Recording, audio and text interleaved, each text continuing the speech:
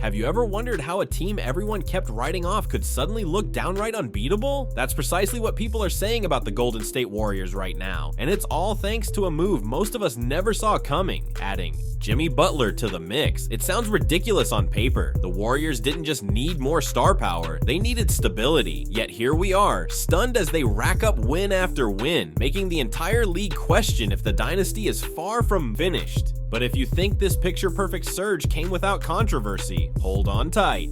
Because beneath the glossy highlights and celebratory locker room photos is a backstory loaded with skepticism, rumors, and sparks of good old-fashioned drama. Get ready to see why Golden State might be on a collision course with the NBA Finals, assuming all that tension doesn't blow up first. From the moment Jimmy Butler slid into a Warriors jersey, something felt different. The speed, the spacing, the timing, everything just clicked in ways few could predict. In typical Warriors fashion, everyone started talking about how Steph Curry finally had the perfect co-star, someone who defends like a demon, attacks the basket relentlessly, and never gets rattled by big moments. Yet for all the analysts who claim to have seen it coming, let's be real, hardly anyone genuinely expected Butler and Curry to mesh this smoothly.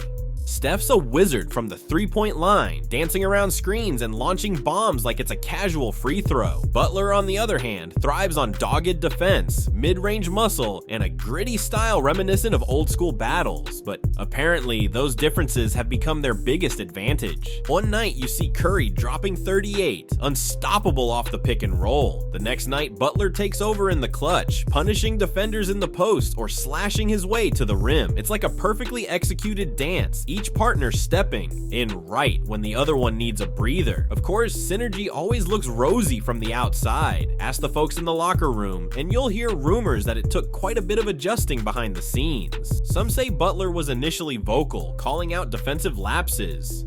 Others claim Steph actually stepped up, urging the entire team to accept Butler's leadership style. They might both be mild-mannered off the court, but with the season on the line, everyone recognized it was time to speak up or watch another year slip away. So far, the synergy remains jaw-dropping. But let's not assume these two superstars have always been on the same page. After all, Jimmy's known for a certain intensity that hasn't always translated to perfect harmony on previous teams. We'd be lying if we said Jimmy Butler's career path was a gentle cruise. He built his reputation in Chicago, then famously had a turbulent stint in Minnesota, where whispers emerged that he clashed with younger players who allegedly didn't share his work ethic. There were also speculations in Philadelphia, then Miami, about whether coaches and teammates could keep up with his fiercely competitive nature. So naturally, people started murmuring that inserting Jimmy into the Warriors' environment might cause friction. Could Golden State's famously fun, ball-sharing approach coexist with the raw grit of Butler's game? Some predicted that after a few tough nights, we'd see headlines about Butler calling out Curry's pick-and-roll defense, or Steph irritated by Jimmy's demands. But so far, none of that's boiled over, publicly at least. Instead, we get glimpses of Butler hugging Curry after a big win, or joking around with Draymond Green on the bench. Maybe the Warriors had an advantage by learning from past stars, like Kevin Durant, who also had strong personalities. Or perhaps they learned from the fiasco with Jordan Poole, ensuring the environment was set up to harness a strong mindset rather than stifle it. Still, the controversies haven't died down completely. Behind the scenes, speculation persists that the front office is tiptoeing around certain tension points. The question is, how long can you manage that friction before it blows up? Warriors fans might hope it never does, but if there's one place you can't hide drama, it's in the playoff crucible, and that's precisely where these guys are headed.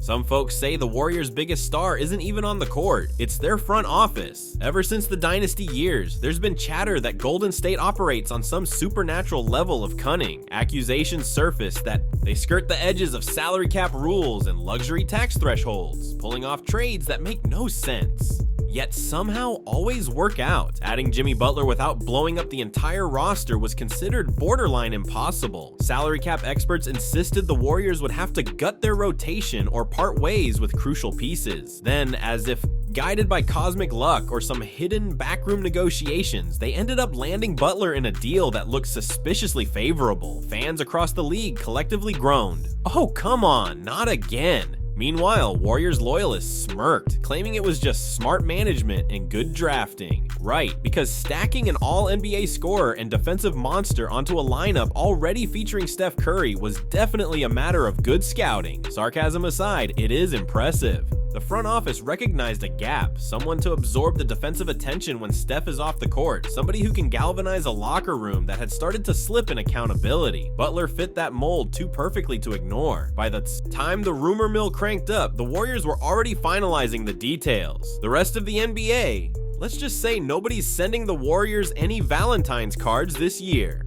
If anything, critics still talk about the dubious nature of that negotiation, wondering if Golden State orchestrated a behind-the-scenes ultimatum. We may never know the truth, but one thing is certain, the Warriors front office rarely misses, and this might be their crowning move yet. Let's get one thing out of the way. Draymond Green is not exactly the quiet type. He's the emotional engine of the team, the guy who will scream instructions on defense, bark at referees over the slightest calls, and sometimes let his temper overshadow his brilliant playmaking. So how does Draymond handle another alpha personality in the fold? By all appearances, surprisingly well. He's praised Jimmy Butler's work ethic and competitive mentality, calling him the missing puzzle piece. But behind the curtain, you can't help but wonder if Dre occasionally bristles at Butler's leadership style, or if Butler ever gets put off by Dre's notorious flare-ups. There's also a quiet question swirling through sports talk shows. Is this Draymond's team to lead in those intangible ways, or will Butler take over that role? While Steph is the obvious star, Dre has always been the voice of the locker room. Now, Jimmy might share that distinction, or even seize it. Then,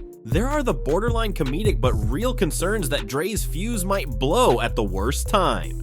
Technical fouls, ejections, they're as much a part of Draymond's brand as his passing. One bad meltdown could shift momentum in the playoffs, turning a potentially unstoppable run into an abrupt exit. For now, everyone is playing nice in press conferences, but we've seen how quickly things can escalate on this squad. Just recall the infamous preseason scuffle with Jordan Poole. Could Dre eventually aim some of that frustration at Butler if the chips are down? Let's hope not. Because for this team to hit its peak, they need Dre's brash leadership and Butler's hard-nosed grit working hand in hand, not bumping heads.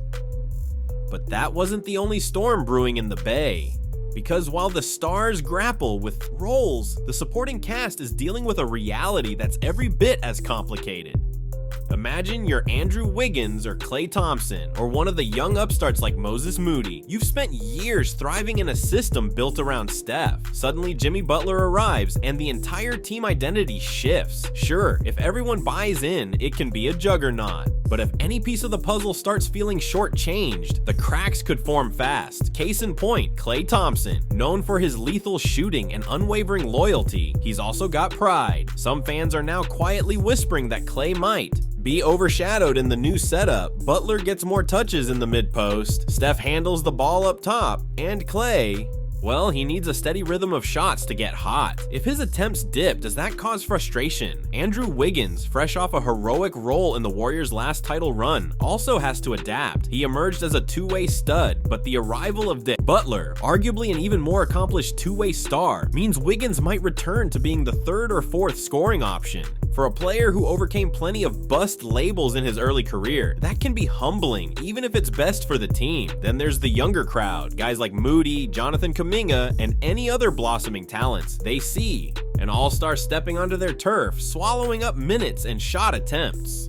Sure, the mentors will say, embrace the competition, but sometimes overshadowed youngsters see the writing on the wall. Development is second priority behind winning now, but ironically, it might be these very role players who decide how far the Warriors go. Because when playoff defenses hone in on Steph and Jimmy, it's the supporting cast that must nail the open shots, hustle for rebounds, and keep the scoreboard rolling. If they stay motivated and unified, the Warriors become a nightmare to guard. If they get disgruntled, the entire house of cards might collapse when the stakes are highest. Let's not pretend the Warriors are a group of fresh-faced college kids. Steph Curry and Draymond Green are in their 30s. Klay Thompson's had multiple catastrophic injuries, and Jimmy Butler, while still explosive, isn't exactly 22 anymore. There's a lingering question about how much mileage they have left. Sarcasm alert, because clearly never getting injured again is definitely the Warriors' best strategy, right? Sure, no one wants to see a key player sidelined at the worst. possible moment, but with the intensity these guys play at, the risk is ever present. A single tweak or sprain in the final stretch of the season could derail the entire plan. Golden State fans insist that the team's advanced analytics department is light years ahead, tracking rest and load management to a science. But if the ghosts of 2019 taught us anything, it's that even the smartest data-driven approach can't prevent freak accidents. Just ask Klay, who spent countless hours rehabbing from major setbacks. Another factor is the mental toll. Everyone is gunning for this squad. If they continue rolling, they'll face top-tier defenses designed to slow Curry and Butler specifically. It's a battle not just of skill, but of will. The deeper the run, the more these battered veterans have to dig deep, ignoring nagging soreness and the knowledge that the clock inevitably ticks for us all. Sure, they look unstoppable on a good night, but the NBA playoffs are a marathon of attrition. Can they maintain that top gear from round one all the way to the finals, or will the mileage catch up to them? For some, that question alone is a reason to doubt the Warriors' title hopes. For others, it's precisely why the Warriors remain so dangerous. They've been here before, and they know the sacrifice it takes to cross the finish line. And just when they thought the ride was smooth, another twist changed everything. Because success in the NBA is a fickle beast, and the Warriors might be about to remind the world just how quickly momentum can shift.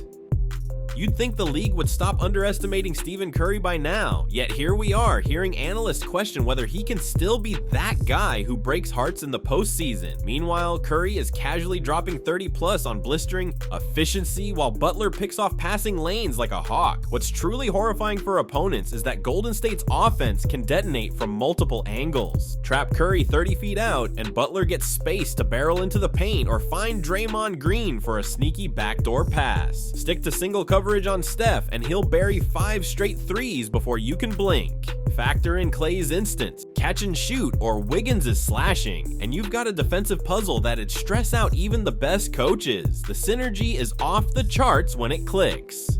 Each Warrior complements the other in ways that cause defenders to panic. You can't sag off Butler in the mid-range. He'll feast. You can't leave Klay alone at the arc. Unless you want to give him a highlight reel, you absolutely cannot. Ignore Draymond's ability to whip a pass behind his back and nail a cutting wing. That's the real reason everyone should be scared. Age concerns aside, the Warriors' best lineup might be unstoppable for short bursts, much like the original death lineup from their earliest title run. And if we've learned anything from watching playoff series, unstoppable spurts tend to tilt entire outcomes. So while the Nuggets, Lakers, or any other top seeds might look more formidable in the standings, few want to face a locked-in Golden State team in a 7-game war. Because as history has shown, underdogs with star power and championship pedigree can rip your heart out in no time.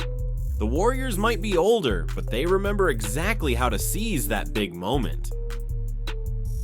At the start of the season, few believed the Warriors could re-emerge as the league's big threat. Then Jimmy Butler waltzed into the Bay, and suddenly, the seemingly dormant dynasty sprang back to life. If you like this video, make sure to subscribe and turn on notifications for more videos.